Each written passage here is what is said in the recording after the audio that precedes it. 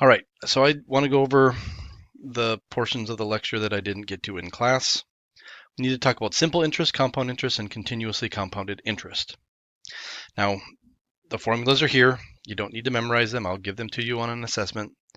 And for the most part, you really just plug them in. You don't really need to understand it in order to just do the problems. But I do want you guys to understand the difference between these three types of compounding schedules, if you want to call it that. So we'll go simple, compounded, and continuously compounded. So what does this mean? So let's say we invest $100 into an account that earns 10% interest per year. Or that's the interest rate. That's the yearly interest rate. Let's say, just say it like that, okay? If you have a simple interest account, so your account starts out at $100, year one, or year zero, I should say. After 1 year, you're going to earn your 10% on your $100.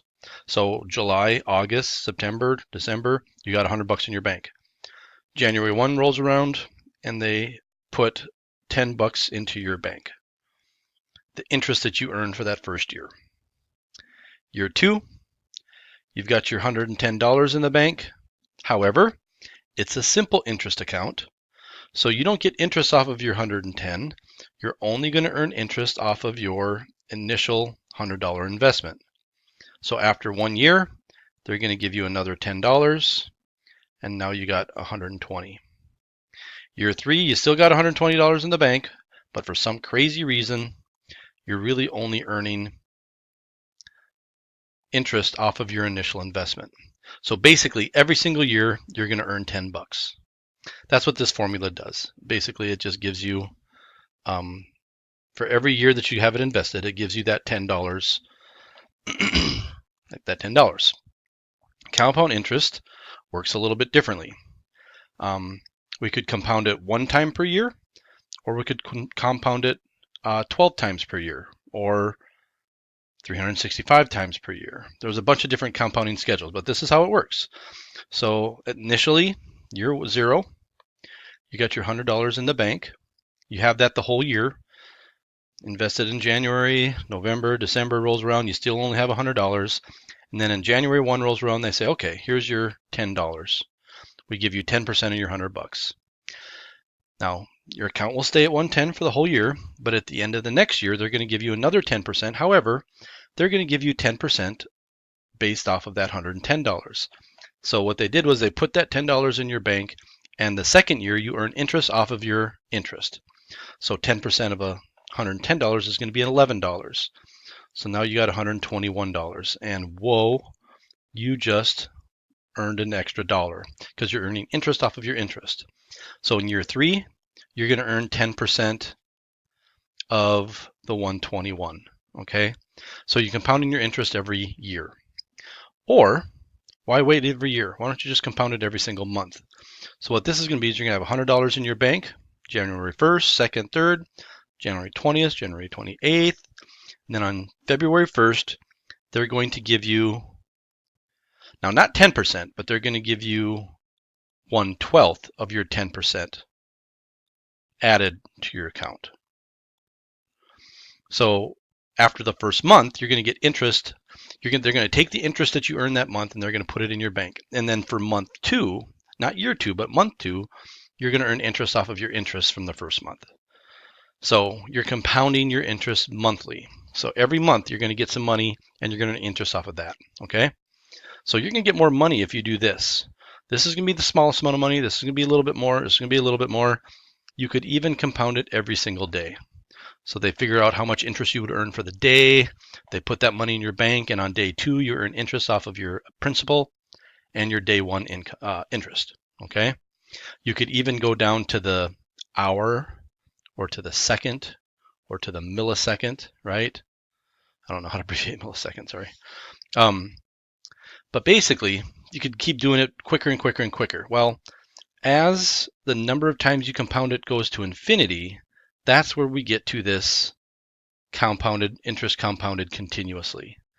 So this formula, what this is going to do is your initial, and it's hard to talk about it in specifics with numbers, but basically every instant upon every instant, your money is just continuously growing, and you're earning more interest off of what you just earned, and it like happens in a continuous fashion. Every instant, not even every millisecond, but every just instant upon every instant. Okay, this is going to give you more money than the rest of these three. Okay, or four, whatever many you want to talk about. That's compound interest. Okay. All right, so here are the formulas.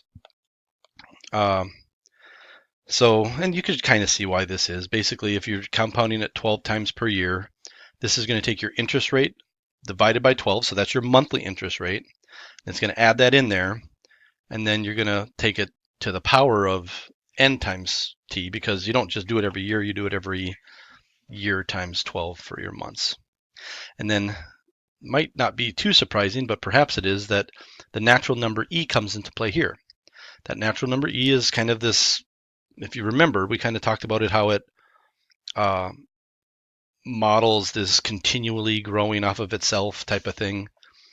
Well, anyway, that's what it is. And we could actually, and in some years I've actually done a proof using the definition of e of why this becomes this as n approaches infinity.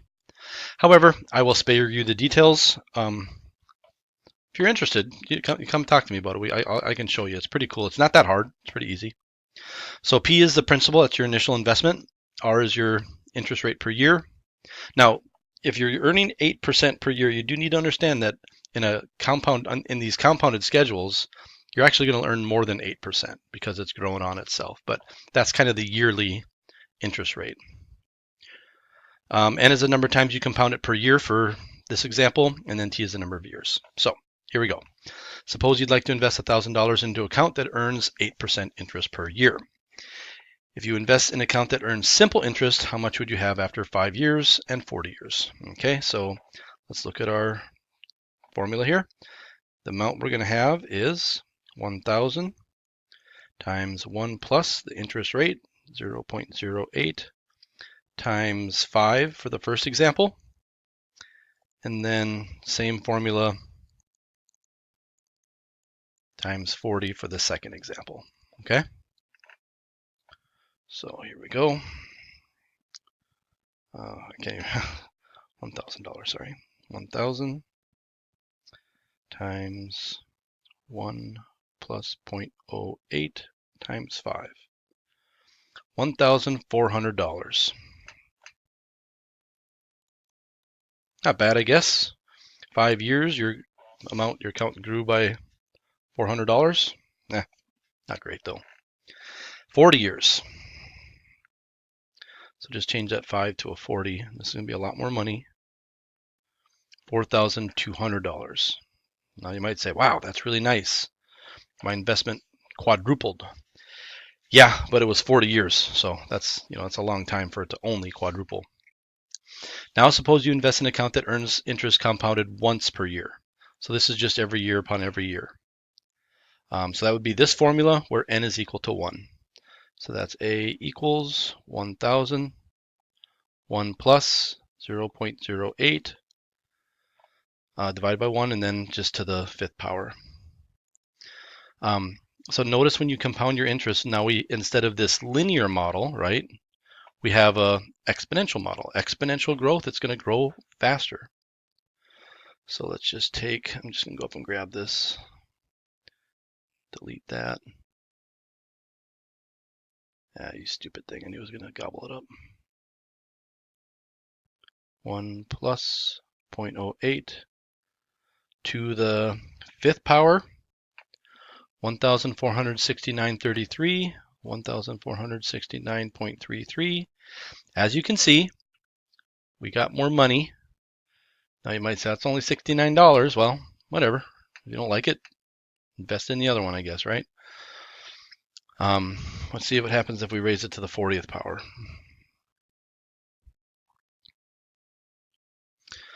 $21,724. And now you guys are saying, wait, what? And that is exponential growth.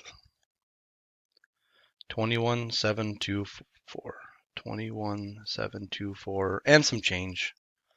Do I got the change? 50. If we want to get it precise, I guess we grab it and 52 cents. Boom. So after 5 years, not that big of a deal, right? But after 40 years, instead of quadrupling your money, you're actually increasing it by a factor of 21 times. That's crazy, right? Almost feel like I did something wrong, but nope, that's all. Even for me, that sounds amazing, right? And the thing is, this is a linear model, right? This is an exponential model, but it's that exponential model that, at 5 years, it's not growing much faster. But remember, eventually it turns and it really, really picks up. And if your time is long enough, your investment really are gonna multiply pretty fast. So now let's say we compound it monthly. Again, this is just plugging these numbers in. So 1,001 plus interest rate divided by 12, because you're doing it 12 times per year, to the 5 times 12. That's for the 5-year amount. And then to the 40 times 12 for the 40-year amount. So this was not that big of a deal, but this was a huge deal. Let's see how compounding it 12 times a month changes it. I'm just going to grab this one up here, just modify it. I think I can just highlight this and put it over 12, and then just multiply it by an extra factor of 12 there. I think that's going to be it. 1,489.85. 1,040. 48985. 8985. Not as big of a deal. Gets you an extra 20 bucks. But maybe that 20 bucks, over the course of 40 years is going to make things better. Certainly better. How much better? I don't know. So why we got math.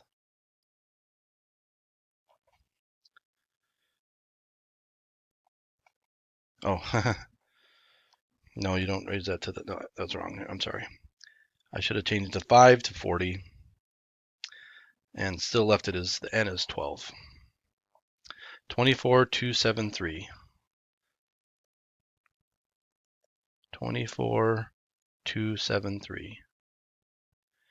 Yeah, not as big of a deal. Certainly more. Who's going to turn away from an extra $3,000, $2,500, whatever it is?